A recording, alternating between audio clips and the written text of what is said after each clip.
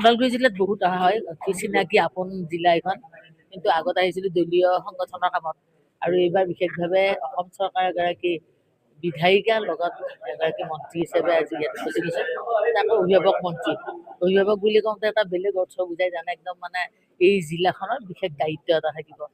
আৰু অকল মানে মোৰ জানে আপোনালোকৰ দুটা বিভাগ আছে, মীন পালন আৰু লগতে পশুপালন আৰু চিকিৎসা, এই দুটা বিভাগ।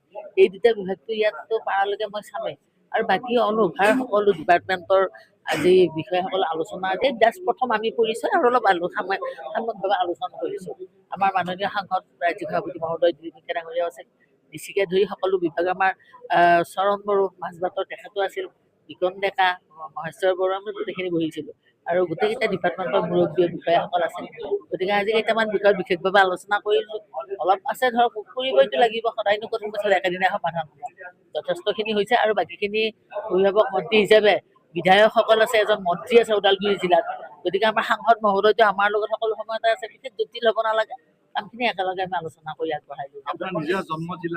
এইটোতো আৰু ক'ব নালাগে, মোৰ টংলাত মোৰ মাৰ ঘৰ, মই ওদালগুৰি জিলাৰে এগৰাকী জীয়ৰী, আৰু তাতে আকৌ নিজৰ গৃহ জিলাৰ নিচিনা অনুভৱ এটা। অকল সেই বুলি নহয়, সকলো জিলাৰ কাৰণে কাম কৰিব লাগিব, দায়িত্ব মন্ত্ৰী অসমখনৰ আছে যেতিয়া এইচব কৰি যাম। ওদালগুৰি জিলালৈ নতুন কিবা পৰিকল্পনা আজি তেনেকে নাই। এতিয়া মোৰ যিকেইটা বিভাগ সেইটোতে মেইনলি চোৱা হৈছে। ইয়াত মানে মীন পালন কৰি মানুহে কেনেকে স্বাৱলম্বী হ'ব পাৰে, পশুপালনৰ ক্ষেত্ৰত চাইছোঁ।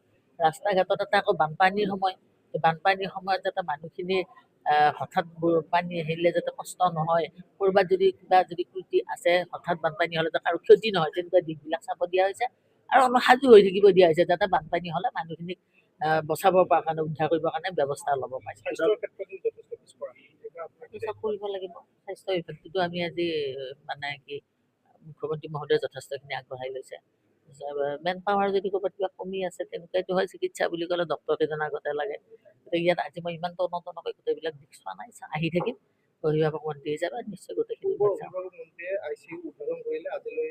সেইটো মই একো নকওঁ। আছে কিবা, হয়তো কিবা টেকনিকেল লাইন কিবা হ'ব পাৰে, কিবা কি আছে পিছত চাই লওঁ। এইখিনি পাৰিলে যদি কিবা কাৰণত এতিয়া কিবা হেৰিত আছে অসুবিধা, কামখিনি যদি হোৱা নাই, তেনেহ'লে ক'ব কাৰণে চেষ্টা কৰিব নহ'ব। আয়ুক্ত মহোদয় আছে, আমি আলোচনাৰ চেষ্টা কৰিম।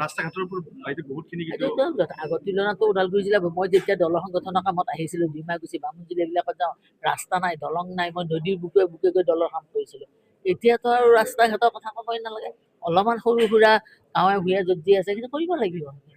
যিহেতু আপুনি মহিলা মন্ত্ৰী, অভিভাৱক মন্ত্ৰী, ওদালগুৰি জিলাত সমস্যা আছে যে ইয়াৰে যুৱতী মহিলাসকলে পঢ়ি ৰাজ্যত কিন্তু বিক্ৰী কৰে।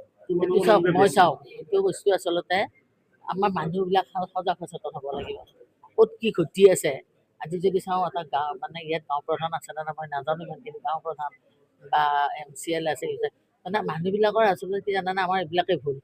যদি ক'ৰবাত কোনোবা গুচি যায়, পৰিয়ালবিলাকে কথাবিলাক নকয়, বা আচলতে সেই অঞ্চলটোৰ মানুহ যদি অৱগত কৰে, তেতিয়া বেয়া ঘটনা নঘটে। কিন্তু আচলতে তেনেকুৱা ধৰণৰ নিজেই যদি সাৱধান নহয়, মানে অৰ্থনৈতিকভাৱে কিছুমান দুৰ্বল মানুহৰ ক্ষেত্ৰতো এনেকুৱা ধৰণৰ ঘটনাবিলাক ঘটা দেখোঁ। কিন্তু সেই ক্ষেত্ৰত যথেষ্টখিনি ইতিমধ্যে কাম কৰা হৈছে, হ'ব। কিন্তু প্ৰথম কথা হ'ল কি, ভাল বেয়াটো বিবেচনা কৰি মানুহে কিন্তু সাৱধান হৈ কাম কৰিব লাগিব। ঠিক আছে, আহক।